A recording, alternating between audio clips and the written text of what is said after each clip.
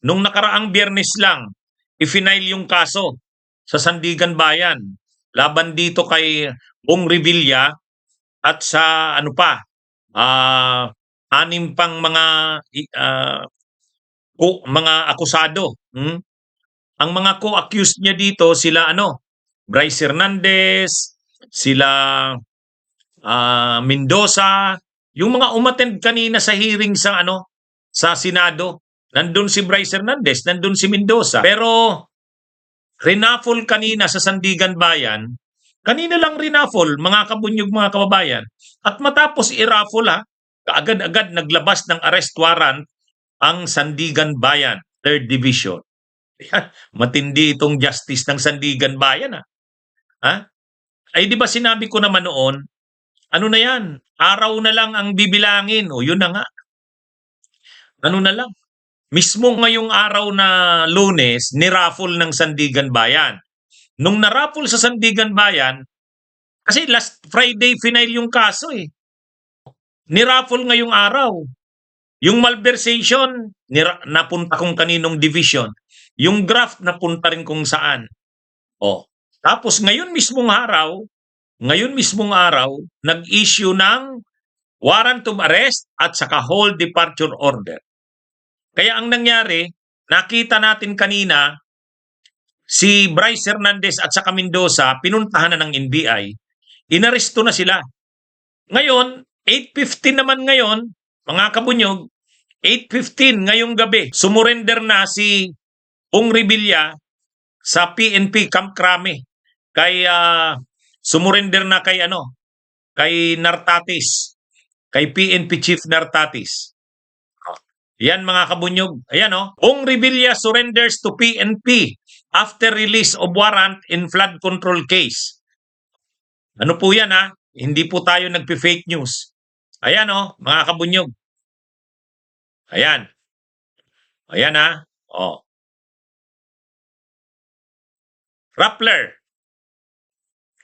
Ex-Senator Bong Revilla has surrendered to the Philippine National Police at around 8:15 p.m.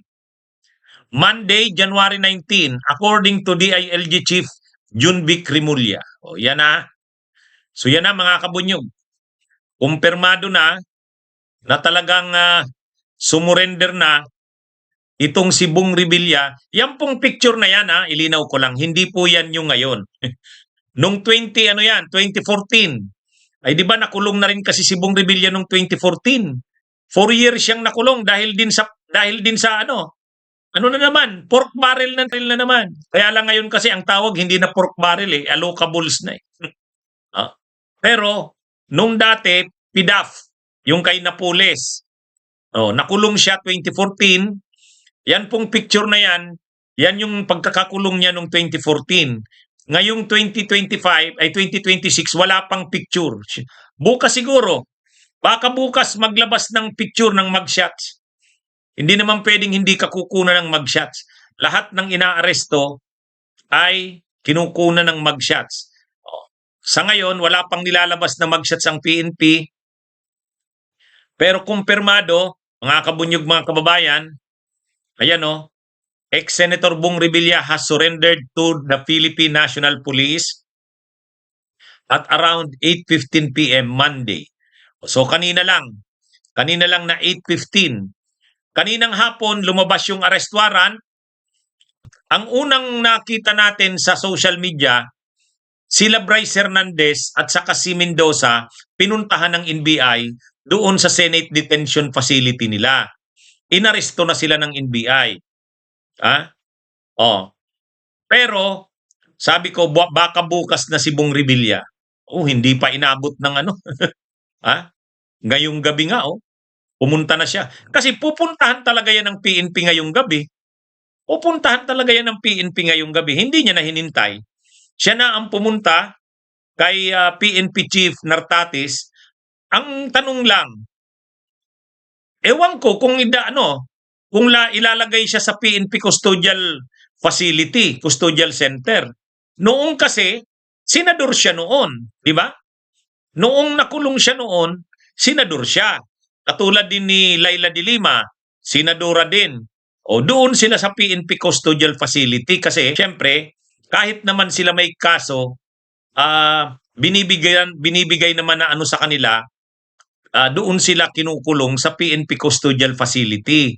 Nakapunta na ako diyan, nakabisita ako kay Laila de Limo nung nakakulong. Solo mo yung kwarto, may sarili kang CR, may TV ka, pero wala ka dong laptop, wala kang cellphone, wala ring may TV lang, TV, saka sariling CR, sariling kwarto. Yun yung bintahe doon sa PNP Custodial Facility. Pero ngayon hindi na siya senador eh. Ewan ko kung bibigyan pa siya ng privilege na doon pa rin ikulong sa PNP Custodial Facility. Hindi natin alam. Baka mag-request sa Malacanang. Ewan ko kung pero hindi yan eh. Parang si Kibuloy din yan, di ba? Nung una si Kibuloy nandun din sa PNP Custodial Facility. Pero ang desisyon ng judge, sabi ng judge, hindi. Bakit special ang treatment sa kanya? Ikulong siya dito sa sa kulungan sa Pasig. O di ba? Nakakulong si Kibuloy dun sa Pasig. Ganon din si ewan ko dito kay Bong Revilla kung papayagan ng Sandigan Bayan yan. Ngayon kasi hindi naman siya na hindi na siya senador. Hindi siya senador. Noong 2014 to 2018, nung nakulong sila ni Jinggoy, si Enrile, nakulong sila sa PNP Custodial Center. Kasi nga, mga senador sila noon. Ano yan mga kabunyog, mga kababayan? Hindi pa naman yan pwede sa Munti. Kayo naman. Ang Muntinlupa, convicted na yan. Pagka mga ganito, nasa BJMP pa yan. Bureau of Jail Management and Penology pa yan. Dahil nasa Sandigan Bayan yan, doon yan sa may kulungan sa Payata, sa Batasan. Doon yan. Maliban na lang kung mag-request siya na doon siya sa PNP Custodial Facility. Kaya lang mga mga lang nakakulong doon eh. Yung mga high profile na mga halimbawa, kasi yun eh, well secured na facility yan, yung sa PNP. Sa loob ng Camp Crame yun. Ewan ko kung pagbigyan siya. Hindi pa yan convicted, kaya dyan pa yan sa BJMP. Kapag mga Muntinlupa, National Bilibid, na yan, convicted prisoners na yan. Iwahig, yung correctional ng for women, National Bilibid prisons, yan, mga convicted na yan. Ito hindi pa to. Mag-i-hearing pa ito eh. Ngayon, ang lang dyan, ang hindi natin alam, kung papayagan yan ng Sandigan Bayan, baka mag-request yan na doon siya sa PNP Custodial Facility tulad nung dati niya, 2014 to 2018, na nakulong siya. Pero yun kasi, senador siya noon. Sitting senator sila noon. Ngayon, hindi naman sila senador eh. Wala nga naman, si Laila de Lima, senador, kaya doon nakakulong senadora, kaya nakakulong doon sa PNP Custodial Facility. Pero ito, ewan ko kung papayag ang niyan, kasi korte ang magdi-decide yan eh. Ano ito mga kabunyog, mga kababayan? Naalala nyo nung nakaraang linggo, sabi ko, umattend ito sa preliminary investigation ng DOJ. Umattend siya. Kasama ni Villanueva, umattend sila noon. Di ba? Nung sabi ko, last minute na effort. Kumbaga last minute nilang pagtatangka na malusutan. Kaya lang hindi eh. Hindi talaga ang resolution talaga ng ombudsman, sampahan sila ng kaso. Yan na. Ang kaso niya ay malversation at graft. Bakit non-bailable? Ang malversation kasi kapag malaki ang amount, no bail din yan. Kaya ang diyan, no bail yan. Pero magpa-file yan ng petition for bail. Kahit naman kasi non-bailable ang offense mo, pwede ka pa ring mag-file ng petition for bail. Kaya lang, ipapakita mo that the evidence of guilt is not strong. Kapag hindi mo nakumbinsi yung korte na ang evidence of guilt is not strong, hindi ka bibigyan ng pribilehiyo na makapag-bail. Pero magpa-file yan ng petition for bail, sigurado tayo. Ang ano dito mga kabunyog, mga kababayan, grabe ano? Naulit na naman ang kasaysayan. Actually, ang malamang nasusunod na dyan si Jinggoy Estrada eh. Si Jinggoy Estrada. Ano na yan? Malaki ang tsansa si Jinggoy Estrada. Saka si yung dalawang magkapatid na Yap, yung Edvic at saka Eric Yap. Yun, mga susunod na yun. Yun ang mga malapit ng ma-issuehan din ng arrest warrants. Mauuna yung mga yan eh. Mauuna yung mga yan. Kaya sabi ni Acil Yemera, siyempre hindi naman tayo natutuwa na ang mga tao dumadaan sa ganyan. Kaya lang, ano niya rin yan eh. Matibay kasi yung mga testigo laban sa kanya. Si Yusek Bernardo, ang sabi ni Yusek Bernardo, siya pa mismo ang nagdala sa bahay nito eh. Mayroong mga testigo, may mga ebidensya si Yusek Bernardo. Siguro mga text messages nila. Siguro may mga text messages sila. Kasi hindi naman ganun kadali sa DOJ at sa ombudsman 'yon. Ibig sabihin nito, ang sabi kasi ni Yusek Bernardo, siya pa mismo ang nagdala doon sa White House sa Bacoor. Yung bahay mismo ng pamilya Revilla sa Bacoor, doon niya dinala. At pagdating niya doon, si Bong Revilla mismo ang tumanggap ng pera. Si Bong Revilla mismo. 2 beses yata eh. Tama ka, Flood Time. Si Bernardo pa mismo ang nagdala kay Revilla doon sa White House. Siguro, iniisip ni Revilla, ano naman to, trusted ko naman to si Bernardo. Kaya lang, sino bang mag-iisip na darating sa punto yung ganyan sa kanila? God works in mysterious ways eh. Sino ba ang mag-iisip na darating ang panahon na ang kanilang mga modus na yan, racket nila na yan ay mabubunyag? Di ba? Kaya ito mga kabunyog, mga kababayan. Ngayong araw, ang daming nangyari ngayong araw. Ako nga hindi ko inaasahan yan. Kasi kapafile lang ng kaso niya nung Friday. Sabi ko mga 1 week yan, di ba? Mga 1 week. Within 1 week. Kaya lang, yun na nga eh. Pag-raffle kanina ng Sandigan Bayan. Na-raffle kanina pagkatapos. Kung kaninong justice na punta yung yung kaso, kaagad-agad nag-issue ng warrant of arrest at saka hold departure order. Yan mga kabunyog.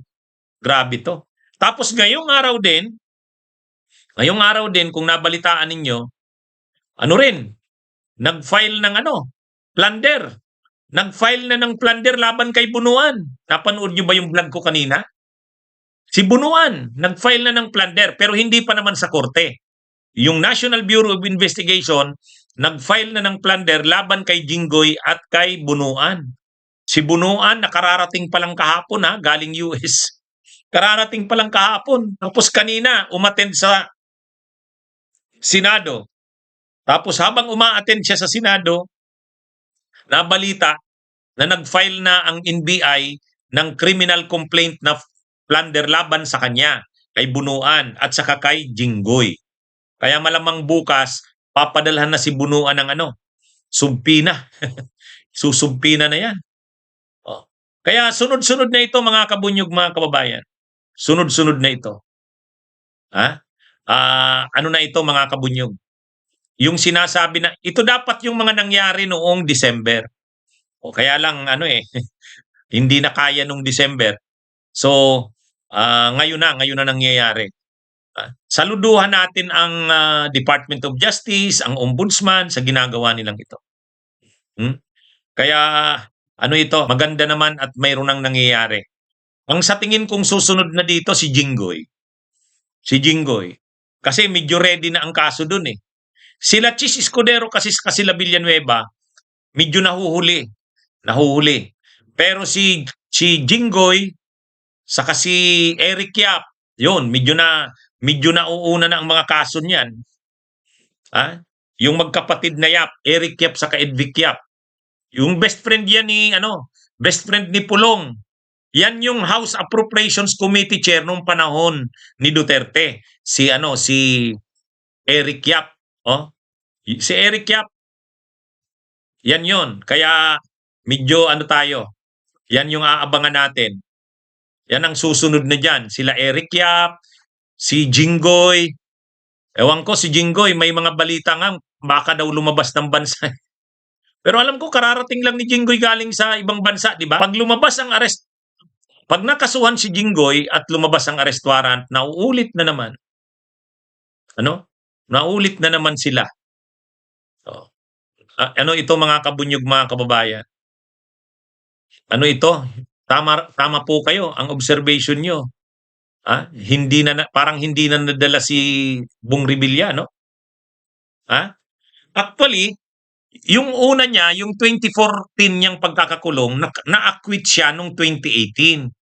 Pero, yung acquittal niya kasi, alam niyo naman, pag sinabi mong acquitted, hindi naman ibig sabihin wala kang nagawang krimen. Ito ililinaw ko ha. Pag sinabi mong acquitted ka, ang ibig lang sabihin niyan, ang requirement kasi sa criminal case, proof beyond reasonable doubt. Yan yung Alam nyo mga kabunyog, mga kababayan, yung acquittal kasi, yung ibig sabihin hindi ka na-convict, nagawa mo yung krimen, pero nagawa mo ang krimen pero may mga technicalities, kaya hindi ka na-convict. Halimbawa, naalala nyo si GMA, si Gloria Arroyo, yung Hello Garci. Yung Hello Garci, nagawa niya ba yung krimen? Ibig sabihin talagang tinawagan niya si Garciliano para tanungin tungkol dun sa niya, hello Garci, maglalamang ba ako ng 1 million laban kay Fernando po? Di ba ganun yon? Totoo ba yon? Yes. Yes. Totoo yon. Guilty. Ano siya doon? Totoo talaga yon. Di ba nagsabi nga siya, I am sorry. Kaya lang, bakit siya hindi makasuhan? Bakit hindi siya guilty? Si Gloria. Kasi yung wiretapping bawal eh. Bawal. Ay nakuha yung ebidensya na yun, wiretapping. Habang nag-uusap si Garciliano at saka si GMA, pinapakinggan ng mga ISAP. So hindi pwedeng gamitin na ebidensya yon laban sa kanya. Bawal, inadmissible. Kasi fruit of the poisonous tree. Ibig sabihin, yung ebidensya na yon, yung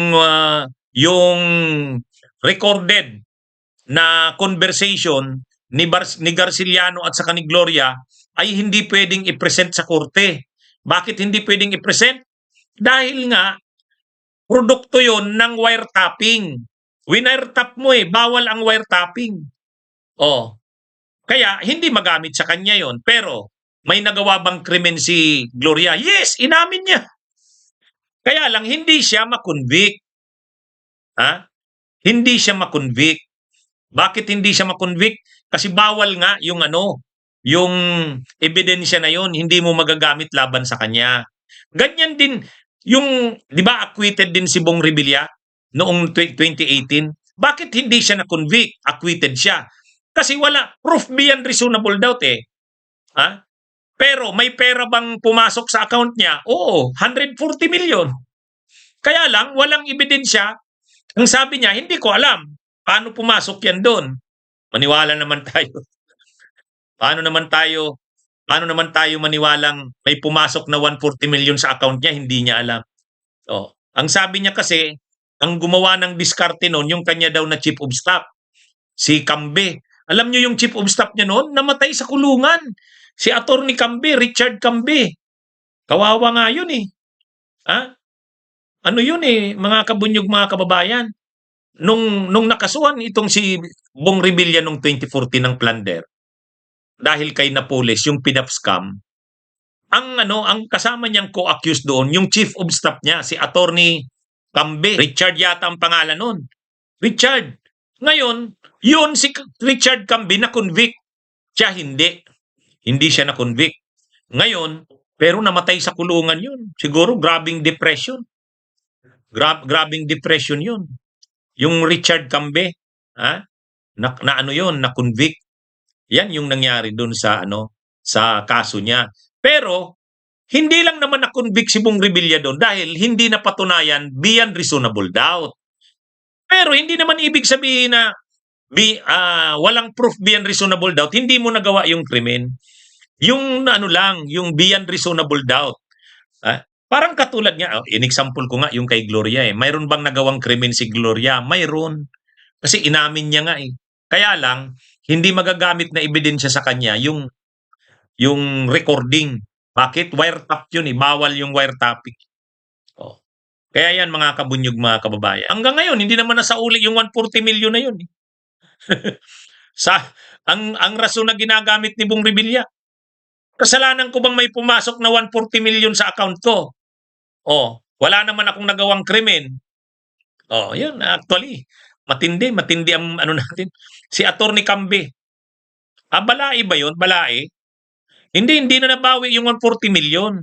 Ang rason ng mga abogado ni Bong Revilla dun sa 140 million, hindi naman yun produkto ng krimen. Kasi wala namang krimeng nagawa si Bong Revilla. Ngayon, ano na palang mangyayari dun sa 140 million? Di wala. Wala. Kumbaga, ay grabe. Actually, matindi ang nangyari dyan. Ngayon, naulit na naman sa kanya. Parang karma. Hindi nanalo nung 2025, Hindi na siya nanalo nung 2025, tapos ngayon, yan pa ang kinaharap niyang problema.